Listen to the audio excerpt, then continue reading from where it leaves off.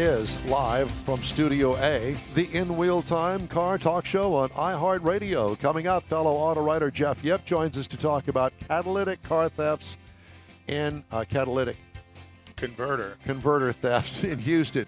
Plus, we have the events calendar and the stories making automotive news headlines this week. Howdy, along with Mike out of this world, Mars, King Conrad DeLong. We need more Jeff Seekin. I'm Don Armstrong. Glad you could join us on this Saturday, last segment of our weekly program. Thank you very much. And joining us now is fellow auto writer Jeff Yip. Jeff, it's so good to see you. I haven't seen you in, it seems like, forever. But you're looking well, my friend. Oh, sorry, I didn't turn you on. Go ahead. I'm sorry. Okay, well, yeah. It's great to see you folks. Well, yeah, and Jeff and I have history. Watch it. That's scary. It is, yeah, exactly. Texas Auto Writers Association. Are you still a member? No, I'm not. Neither am I. Neither's Don. There's your history. Yeah, there's our history. But there was a time that Jeff and Mike and I were in Texas Auto Writers all together at the same time, and that's how I got to know Jeff. And so I peruse automotive news on a weekly basis, and I see Jeff Yip has written a story about the rise in catalytic converter thefts and all of the consequences that go along with that. And dealerships are getting filled up with converter replacements on a lot of the new cars, and Or waiting on converters to replace. yeah, and that's a major problem. But the interesting point about it, Jeff is local, and he used local dealers for a lot of this content in his stories here in the Houston area. And Jeff, I mean, we hear about converter thefts almost every day in the news, especially when you've got people getting killed over converter thefts. And let's break it down here. Why people are, first of all, stealing catalytic converters.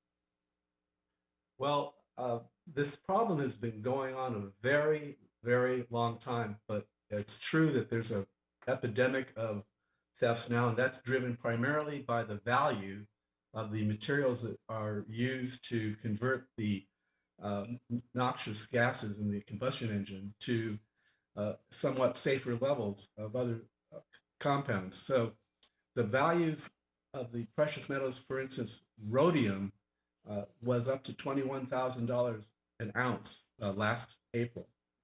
And an ounce, it's hard. Checked, about 16,000.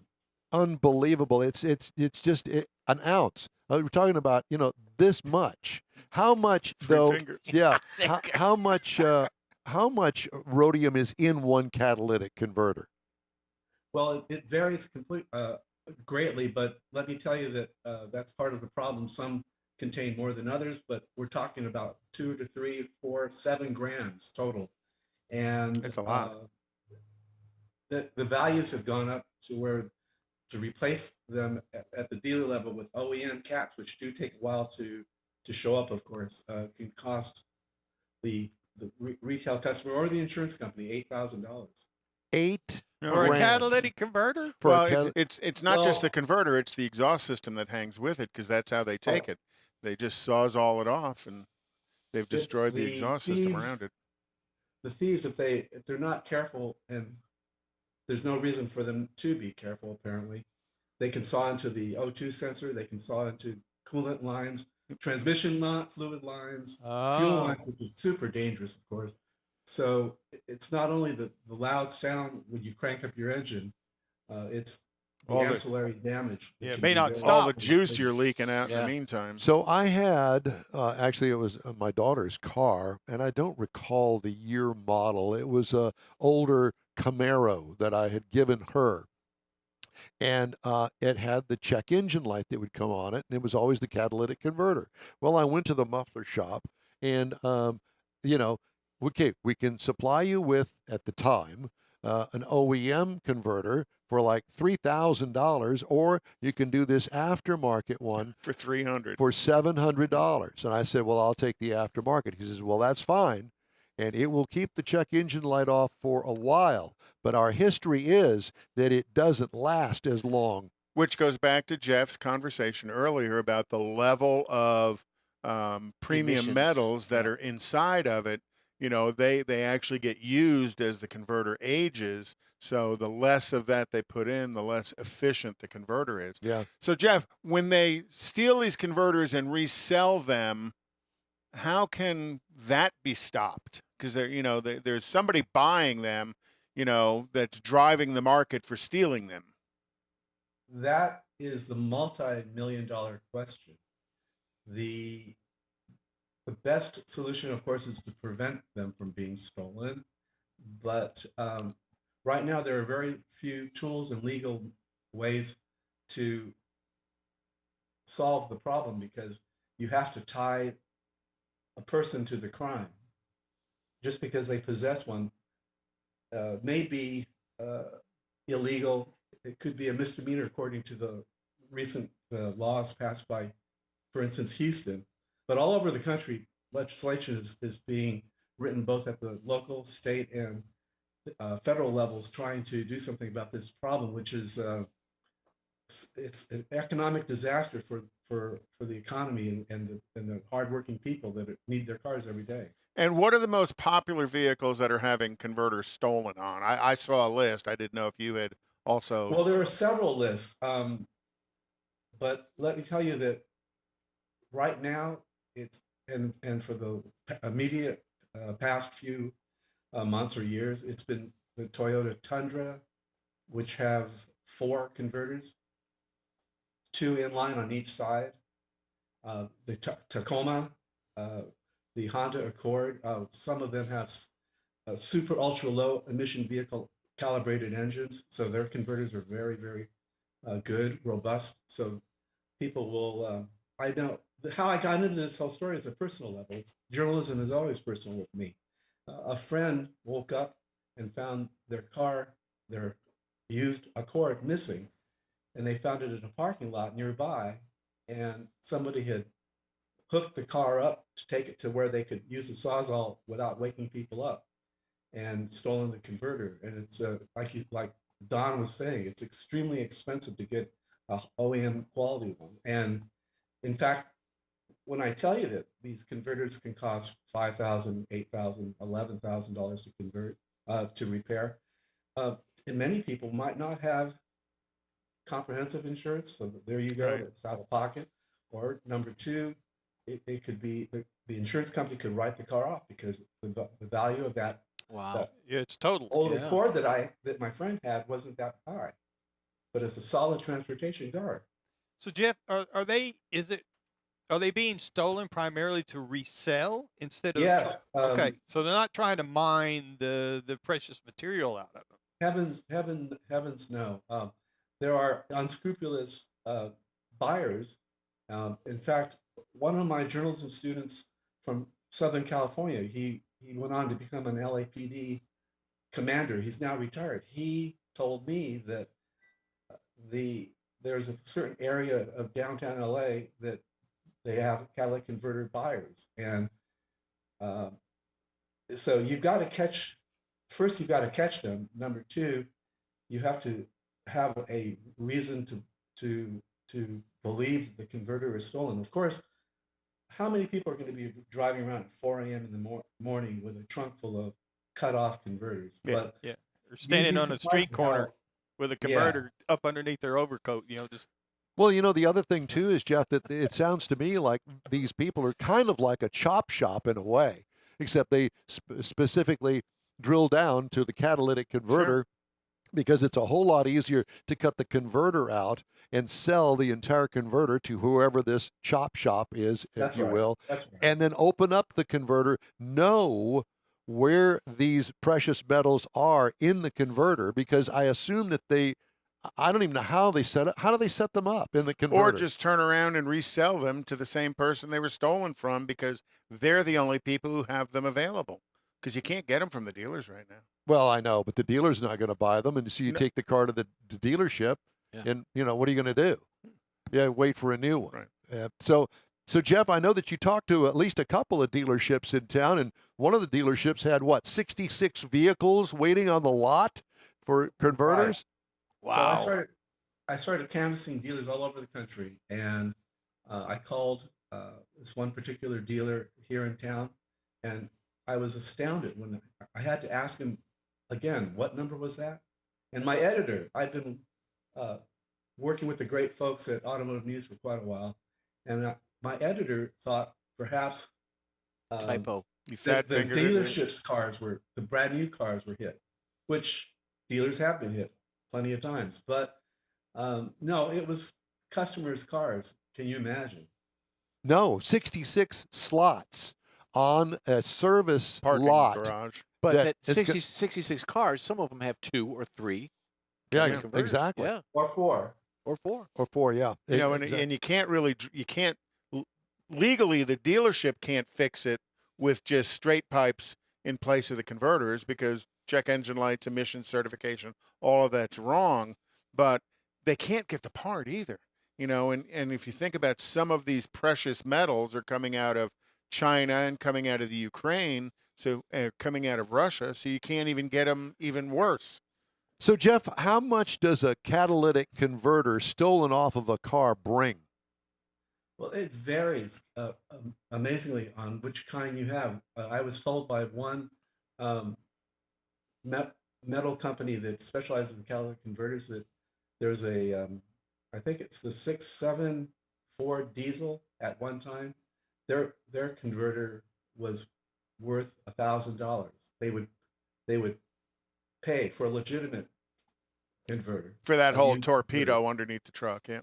Oh, easily. $1,000. Yeah, but particulates in the diesel. So. Yeah, it'd be $8,000 for the part alone at the Ford dealer. So you're taking it to somewhere to sell as scrap, and then they do what they do with it, either recondition it, sell it to someone that needs it, or they take it apart to get all the precious metals. You know, I heard an interview with the guy over at C&D Scrap Metals, that he won't even deal with converters. He said, absolutely not.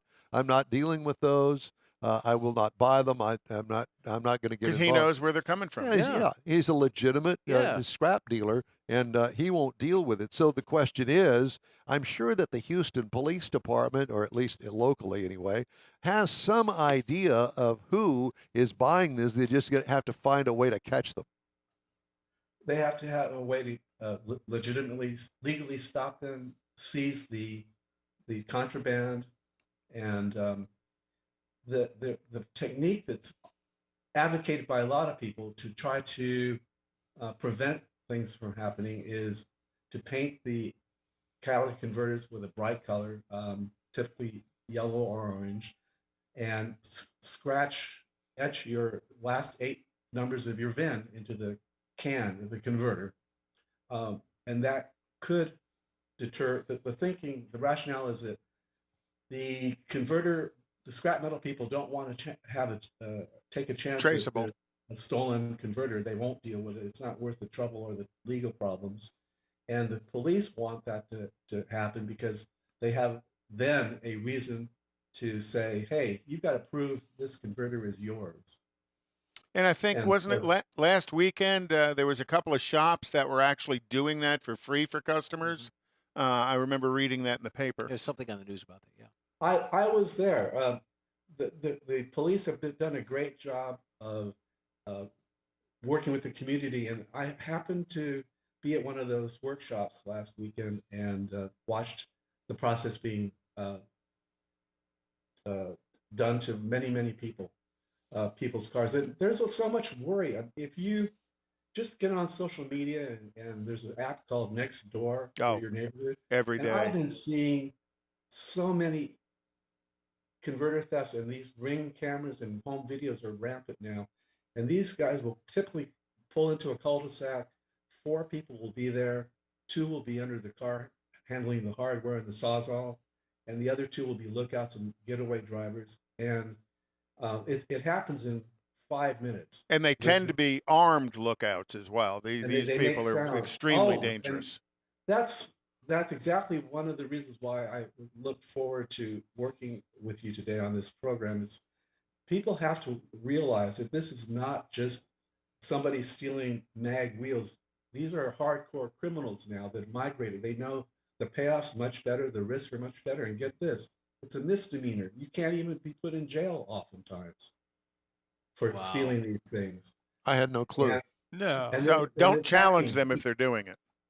No. People are dying because they're being shot. Right. Of course, the risk to the thieves there have been plenty of documented cases where in the morning, someone driving by sees a couple of feet sticking out from underneath a Prius, which is one of the high targeted cars as well. And so the thieves are dying because they're not, practicing safe jacking. But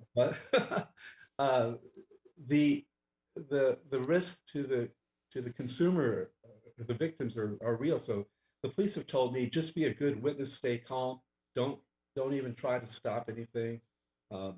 Recently, just 2 nights ago, a catalytic converter thief suspect was shot and killed because he pulled a gun on police officers. Yeah, it's not far from where I live. Yeah, and in this story from Automotive News, Jeff, there's some theft prevention tips. Avoid having converters stolen. Park in a garage or secured parking area. Install bright motion sensor lights in parking areas to dissuade thieves. Park fleet vehicles in a secured, well-lit yard with an alarm system.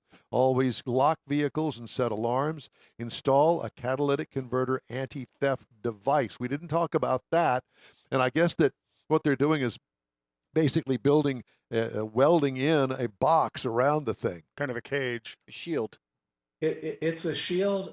It's like it's a version of a skid plate, but they're using hardware that supposedly the fasteners are somewhat unique, and so that it'll be hard to get to the cats. There are shields made of stainless steel and aluminum, and of course they tell me that the aluminum is easier to cut with a Sawzall. Oh yeah. But these stainless steel ones, to me, they look pretty robust, and if I had a high value target like a Tundra or a Tacoma or an Accord or a Prius pickup, all pickups are, and SUVs are fair game as well, by the way. And not to pick on Toyota. And part of that's because of the way the vehicle sits, it's easier to get under. Exactly. Yeah. Exactly. Well, Even Jeff, it's great to one. talk to you. We thank you so much for joining us today. You can read Jeff's complete story at Automotive News and just look under the rise in catalytic converter thefts. And it's been up there this week, as a matter of fact. Jeff, thanks again. It's great to see you, my friend. Take care of yourself, and let's talk again soon. Okay, don't be a stranger. You too. All right. Don's always strange. Yeah. There's no doubt about that. Hey, we'd love to hear from you. All you have to do is shoot us an email. The address is info@inwheeltime.com. Interesting story. Biden administration said it will spend more than $3.1 billion to support the domestic manufacturing of advanced batteries used in EVs and energy storage. Why are you and I spending money on this? So they can profit. Yeah. And pay Mary Barra $29 million. Why is that? About $3.16 billion in grants will be made available to produce key metals for the batteries, such as lithium, cobalt, and nickel. All things that are so mined now they're going to by start the stealing Chinese. batteries out of electric cars now. Did you realize that GMC is bringing back the short bed or the regular bed, regular cab, single cab? Boy, I can't even get that out of my head. That has gone away for a number of years because there's a demand for it. Really? Oh yeah, big demand for it. Kind of the sport truck, but they don't even sell many extended cabs anymore. Most everything they sell is the 4-door trucks. But they are bringing back, GMC and Chevrolet are bringing back the regular cab, regular bed. Interesting. Shorty little sport truck. Well, I mean, I can understand that for the mid-sized truck, Colorado, but for the full-size truck, really? I mean, there's that big of a demand for a work truck. I could understand, but anything other than not that, for me. I mean, if I'm going to get a truck, I'm going to want a 4-door. Yeah. Well, me too. But part of their sales pitch on the midsize when they went to that was that it fits in the garage better. It's smaller and so I mean maybe that's part of it. The midsize will, but I don't know that a regular cab. Oh, I think a regular cab, regular bed probably would fit in a garage because that's not going to be any longer than Suburban. Suburbans can fit in a garage. It'd be depending on how old your house is. Anyway, too. I just thought that might be part of it. Volkswagen Group's premium brands. This is for Jeff. Volkswagen Group's premium brands, Audi and Porsche, have decided to join Formula One. Oh, yay. Audi is ready to offer around $556 million for British luxury sports car maker McLaren as a means to enter. Source told Reuters in March, while Porsche intends to establish a long-term partnership with racing team Red Bull starting in several years' time. Oh, wow. I knew that you were sitting on the edge of your seat waiting to hear that. More arrogant builders. So did you hear Ford filed for a patent for remote engine revving system? Why? I'm not real sure why, but they are. Why would you want to rev your engine remotely? You ever been to a meet with a Mustang? You know, they get. Well, I know, but why would you want to do it remotely? Because they can. Okay. And it is through the key fob to rev the engine. That was the patent that they filed. And hopefully it won't get stolen, hacked or hung up. Or jumping gear. That'd be pretty cool. Here's one for you. You ready? Toyota running out of EV tax credits. Law allows automakers to offer $7,500 tax credit to buyers for fully or partly electric cars, but only up to 200,000 vehicles per company. Demand for Toyota's plug-in hybrid vehicles has steadily grown, especially as gas prices have surged past $4 a gallon, pushing its cumulative sales of eligible vehicles to 183,000 already as of the end of 2021, according to an analysis by Bloomberg NEF. The company reports sales of another 8,421 plug-in hybrid and electric cars in the first quarter of this year. And the only way to get their van is with the plug-in hybrid Synergy Drive. Stellantis said it will spend $2.8 billion to retool a pair of assembly plants and build 2 new R&D centers in Canada. Stellantis on Monday said its Windsor and Brampton plants will be converted into what the company described as flexible, multi-energy vehicle assembly facilities ready to produce multi-energy. Governments of Canada and the province of Ontario each will give Stellantis up to $398 million toward the projects. Stellantis has agreed to buy the Share Now car-sharing business from BMW and Mercedes-Benz as the 2 German automakers focus on the software part of their mobility alliance. Stellantis wants to position itself as a global leader in car sharing, using this step announced on Tuesday to expand its existing business in the area. Share Now, the European market leader, allows customers to use smartphones for short-term rentals of cars, including BMW, Mini, Mercedes, Smart, and Fiat vehicles in cities. There you go. Ford came out and told the dealers, don't be selling your F-150 Lightning demos. There will be penalties if you do. Because, you know, as these Lightnings are coming out, dealers are ordering demos because demos may be allowed outside of the normal allocation. Well, they don't want them using the demo program to increase their allocation. And they want butts in the seats of those cars. The people turn their car in to get repaired or something, put them in a Lightning. Let them drive an F-150 Lightning in the process. Yeah. But Ford's telling them, don't be selling them. They're in the demo program. Leave them there. Wow. So Brad Thompson was online, and he said that Roadway Lube Plus is painting and etching VINs on cats for their customers. Very cool. You know, very good segment with Jeff. I really, enjoyed that. That was educational. Is this a cost to it? Obviously, there's a cost attached to it, or? Good question. I don't know. I would imagine yes. But you can buy an etching tool yourself.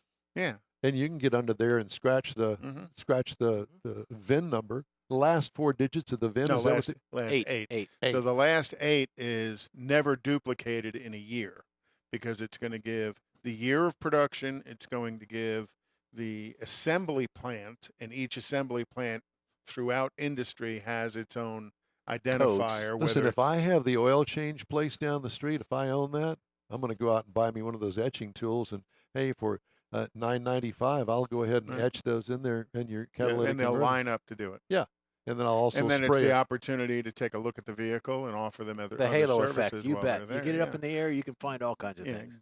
Just to kind of get them in to do that as a service, and then an opportunity to get them to maintain the vehicles. And the sign out front would be cat scratching. I love that. And you could play a little Ted Nugent, little cat scratch fever. Cat scratch fever. Okay. We need part of that. Whatever you're doing out there, we need in on We need that. a little credit. There you go. We need to take a break. We do. It's clear now. Water up, everybody. We'll finish out today's show right after a quick break. Father's Day weekend, Saturday, June 18th, 2022. It's the next Tailpipes and Tacos Cruise In, and you're invited. Tailpipes and Tacos Father's Day edition will be at the same Loopy Tortilla in Katy, 8 to 11 a.m. on Saturday, June 18th.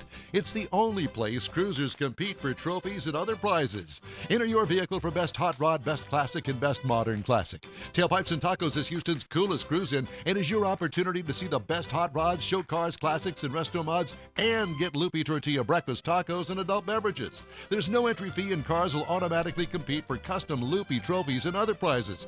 It all happens at the Loopy Tortilla Tex-Mex in Katy on the Grand Parkway at Kingsland Boulevard, just south of I-10. Kick off summer with Tailpipes and Tacos Father's Day edition, Saturday, June 18th. The In Real Time Car Talk Show will be there too. Celebrate Father's Day, the start of summer, and the return of Tailpipes and Tacos. Saturday morning, June 18th, 8 to 11. We'll see you then, weather permitting. Want to take a minute to tell you about Gulf Coast Auto Shield, a Houston detail company like no other. Gulf Coast Auto Shield offers paint correction services that'll give your car, truck, or SUV a like-new shine. Afterwards, you'll want to protect it with a professionally installed nano-ceramic coating or protection film. Worried about your very expensive windshield getting damaged, broken, or cracked? Let Gulf Coast Auto Shield install Exo Shield, a windshield protection film. Give John Gray a call today or check out their website, gcautoshield.com. Hey, whether you own a new, ultra-expensive, exotic, or a 5-year-old Suburban, Gulf Coast Auto Shield will help keep your investment looking like the day it rolled off the assembly line. Gulf Coast Auto Shield is conveniently located on the South Sam Houston Parkway, just south of I-69, the Southwest Freeway. Meet the staff and check out all of their services online right now at gcautoshield.com. The In Wheel Time Car Talk Show is now part of the iHeart family. Now you'll have access to 24/7 Car Talk anytime you need a fix. Just download the iHeart Radio app and ask for In Wheel Time Car Talk, and there we are. Be sure to save us in your iHeart library for instant access. No matter where you are, you have the best Car Talk Show right on your PC, laptop, or mobile device and never have to worry about finding us again. Of course, you can always get access to our video and audio streams via InWheelTime.com and your favorite podcast channel, and all of this is free to you. From the iHeart Radio app, you'll not only hear our Saturday morning live show, but the best shows of the past, updated weekly. Never miss a minute of up-to-date new car reviews, pre-owned reviews, Conrad's Car Clinic, informative interviews, automotive news, and the most fun car talk show on the planet. Just download the iHeart Radio app, search for In Wheel Time Car Talk, save it to your library, and with a tap of the icon, you'll be in touch with your favorite Car Talk team. In Wheel Time Car Talk, streaming now on iHeart.com/In Wheel Time Car Talk. Well, that's a wrap for this week's In Wheel Time Car Talk Show here on iHeartRadio. When you're on our Facebook page, please give us a like if you will. Tell your friends about us and share our junk, please. I mean that in every sense of the word. You'll get Conrad's unicorn hunting features along with all things automotive all week long. There'll be some fun stuff in there for you too, including upcoming events, cruise-ins, and other goodies. You can find In Wheel Time Car Talk 24/7 on the iHeartRadio app. In Wheel Time can also be heard live on Facebook, YouTube, Twitch, and on InWheelTime.com every Saturday, 8 to 11 Central. 30-minute podcasts available from your favorite podcast provider 7 days a week. In Wheel Time Chief Engineer is David Ainsley. Our Marketing Advertising Manager and Video Technical Director is We Need More, Jeff Zekin. And for Booking Agent and Podcast Editor, Mike Out of This World Mars and his royalty king, Conrad DeLong, I'm Don Armstrong. Today's In Wheel Time was produced and directed by the State of Texas Department of Transportation. Thank you for dragging out reconstruction of the I-69 Loop 610 interchange and ruining countless of lives by closing the interchange again, and again. Be sure and join us again for our next live In Wheel Time Car Talk Show while you're sitting in traffic next Saturday, May 14th, starting at 8 a.m. Central Time on all of these In Wheel Time Car Talk outlets right here on the Smoke and Mirrors Network. So long for now.